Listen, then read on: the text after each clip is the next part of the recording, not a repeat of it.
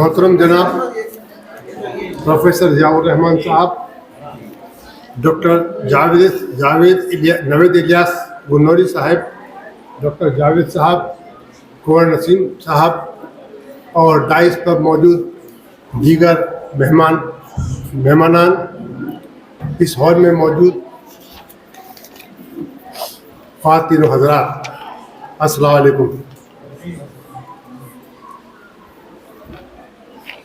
اردو کی فروغ اور اردو کی ترقی کے مشن کو لے کر کے یہ پروگرام بنایا گیا ہے, جس میں ڈاکٹر علامہ اقبال اور ڈاکٹر ابوالکلام آزاد کی شخصیتوں پر بھی روشنی ڈالنے کے لیے کہا گیا ہے.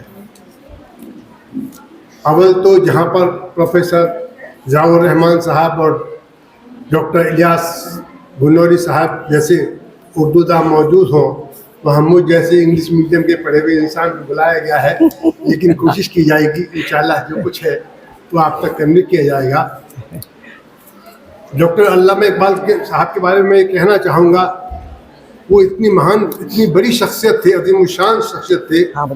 ان کے لیے, ان کی تعریف کرنے کے لیے نہ تو میرے پاس لفظ ہے اور نہ ہی میری حیثیت. میں یہ کہنا چاہتا ہوں کہ وہ شاید اردو ادب کے سب سے بڑے اور سب سے زیادہ پڑھے لکھے شاعر تھے.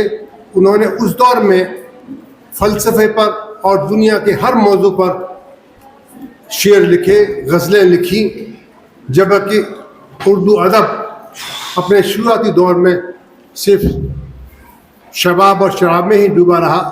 اس دور میں انہوں نے اپنی غزلوں اور شعروں کے ذریعے قوم کو ایک نئی راستہ دکھائی.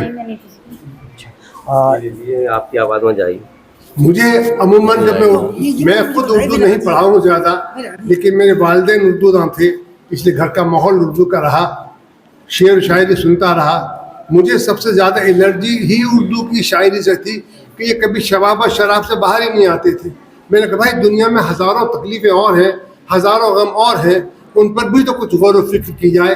یہ کام سب سے خوبصورتی سے, سب سے اچھے طریقے سے ڈاکٹر علامہ اقبال صاحب نے کیا.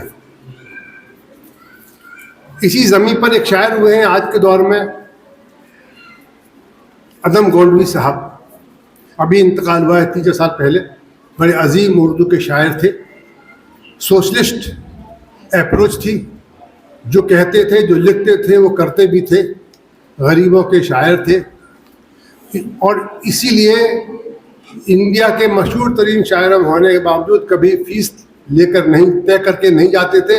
جو کسی نے خود اپنی مرضی سے دے دیا وہی لے لیا کرتے تھے. ان کا ایک شعر ہے اردو ادب کے لیے, وہ مجھے بےحد پسند ہے.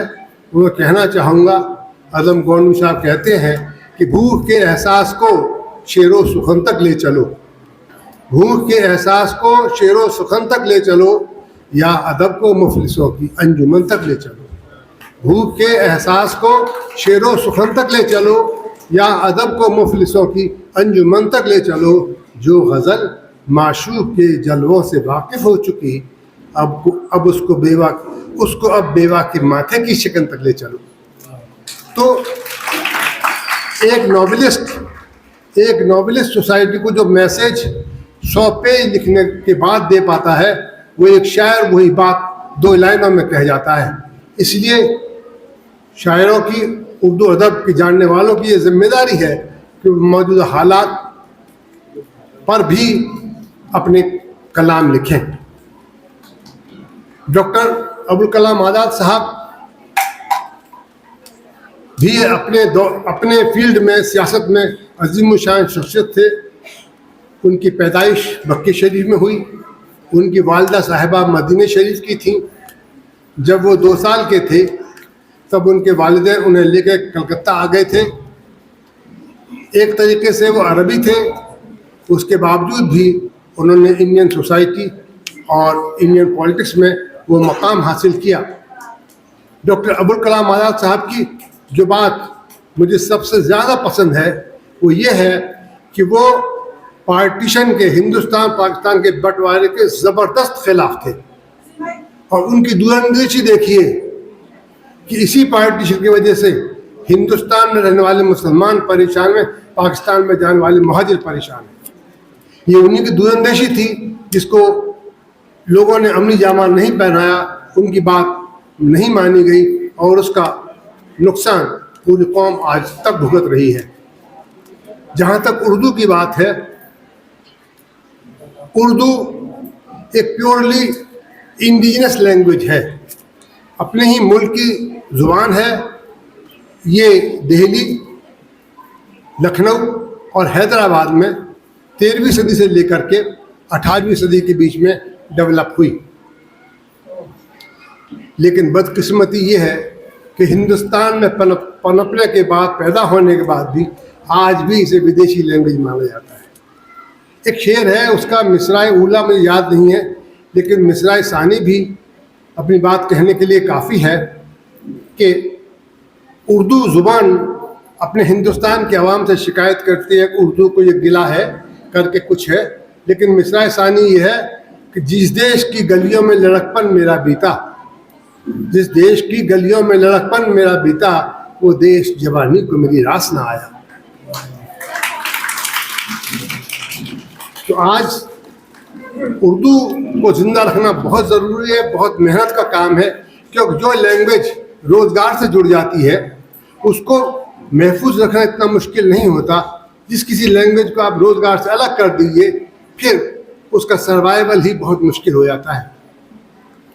اردو جب ہندوستان میں ڈیولپ ہوئی, شروعات ہوئی اس کی, پہلے اس کو ہندوی کہا گیا, پھر دہلوی کہا گیا اس زبان کو, پھر لاہوری کہا گیا, پھر لشکری کہا گیا, پھر اردو کہا گیا.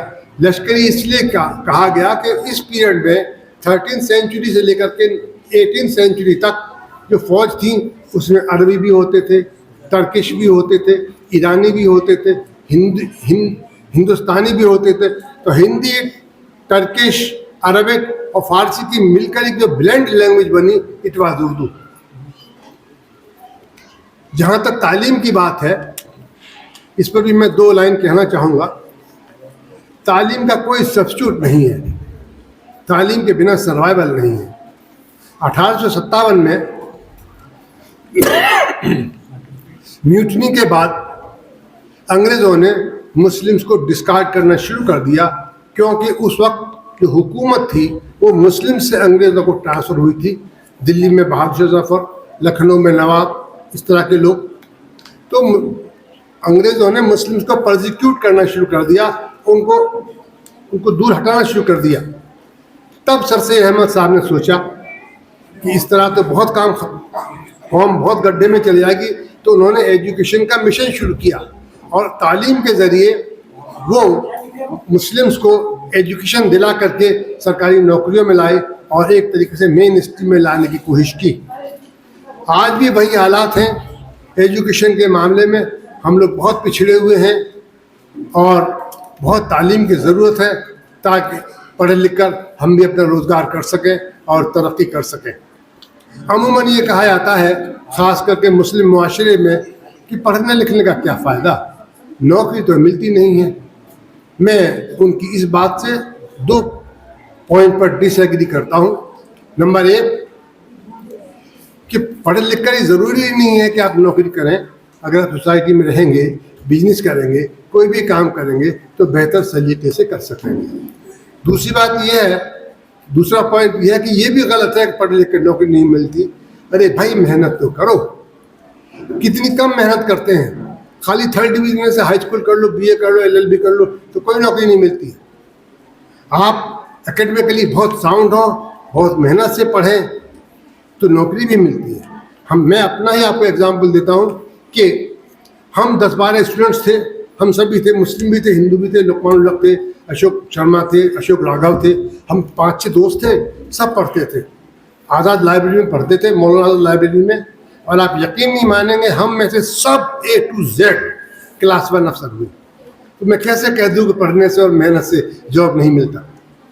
اس لیے میں آخر میں یہی کہنا چاہوں گا, خاص کر بچوں کو یہ میسج دینا چاہوں گا, خوب پڑھو لکھو اور محنت کرو اور زندگی میں ترقی کرو. خدا حافظ.